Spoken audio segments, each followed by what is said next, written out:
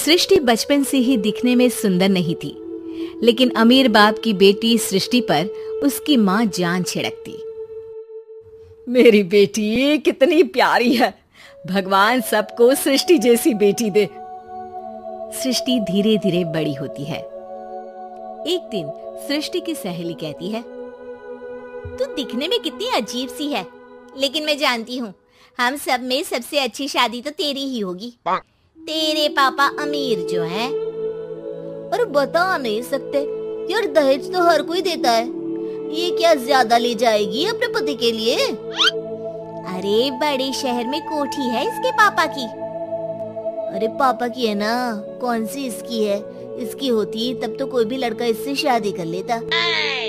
अरे पापा की मतलब पापा की है तो मेरी ही है ना?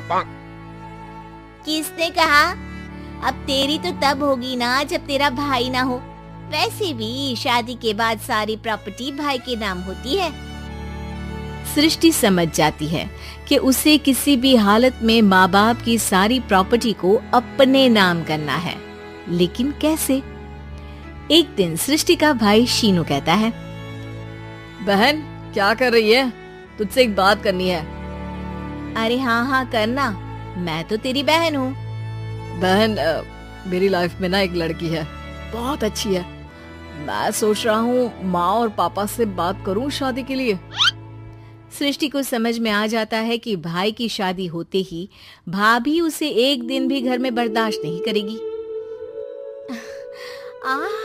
क्या बात है भाई, बताना कौन है वो? यार वो बहुत अच्छी लड़की है, पढ़ी लिखी है, मेरे साथ जॉब भी करती है। बस एक प्रॉब्लम है। प्रॉब्लम? क्या प्रॉब्लम है भाई? यार वो शादीशुदा है, लेकिन उसके पति ने उसे सिर्फ इसलिए छोड़ दिया क्योंकि उसके माँ बाप दहेज नहीं दे पाए। सृष्टि ये सुनकर न जाने क्यों खुश हो जाती है। अरे भाई तो क्या हुआ, लड़की तुझे तो पसंद है ना? शीनू को लगता है कि बहन उसे समझ रही है। वो इस बात से अनजान होता है कि उसकी बहन की मंशा पूरा घर हड़पने की है। सृष्टि अपनी माँ से कहती है, मम्मी मुझे तो बहुत चिंता है।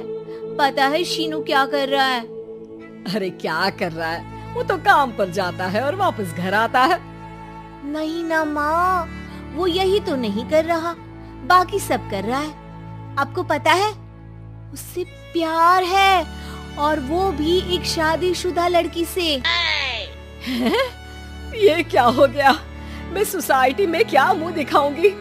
अरे तेरे पापा तो यही कहेंगे कि मैंने ही उसे बिगाड़ दिया है। माँ देखो, मेरी बात मानो, पापा पर भी विश्वास करने की जरूरत नहीं है। अब आप ही बताओ, पापा इतनी देर घर के बाहर रहते हैं क्यों? बोलो। अरे बेटा वो तो नौकरी करते हैं ना। तू बहुत भोली है माँ। पापा का ऑफिस तो 7 बजे खत्म हो जाता है, लेकिन देखो कितनी देर से आते हैं। अरे नहीं बेटा, ऐसी कोई बात नहीं है।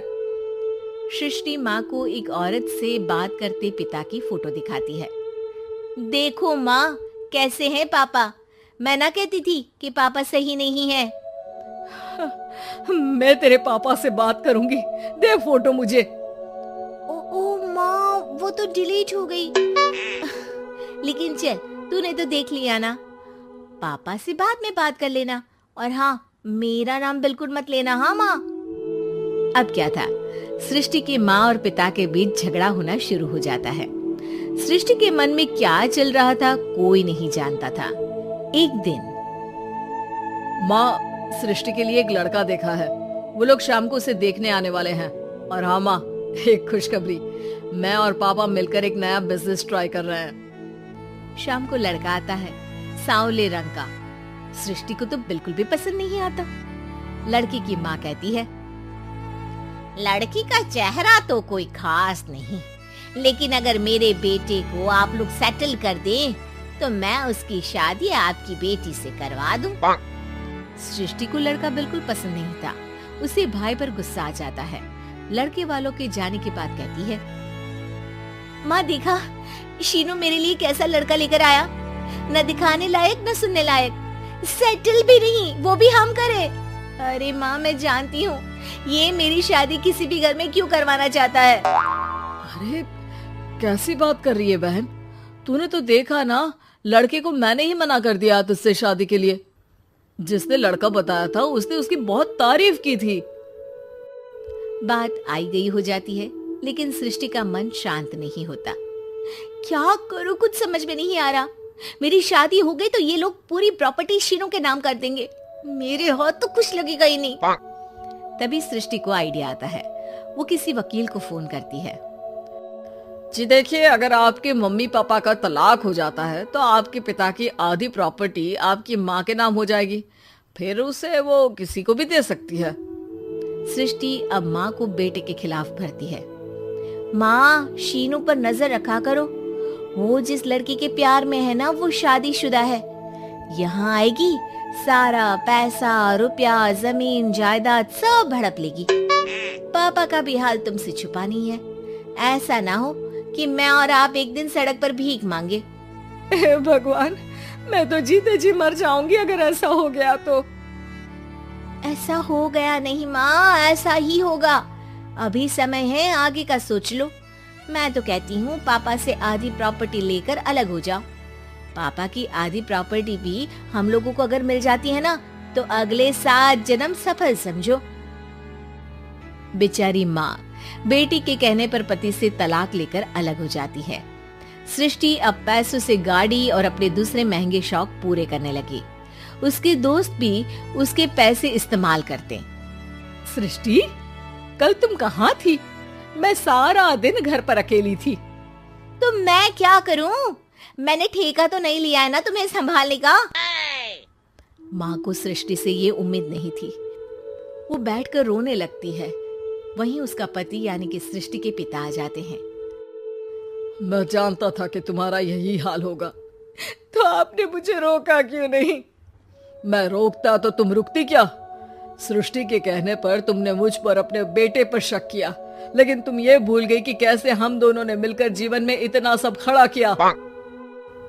माँ पति के गले लग जाती है। मुझे माफ कर दीजिए, मैंने आपकी कमाई का एक बड़ा हिस्सा गवा दिया। कोई बात नहीं, तुम साथ हो तो मैं ऐसी 7 प्रॉपर्टी खड़ी कर दूंगा। तभी वहाँ सृष्टि आ जाती है रोते हुए। माँ, मयंक ने मुझे छोड़ दिया। वो बोल रहा था जब तक मेरे पास पैसे थे तब तक ही वो मेरे साथ था। पापा, माँ, मुझे माफ कर दीजिए।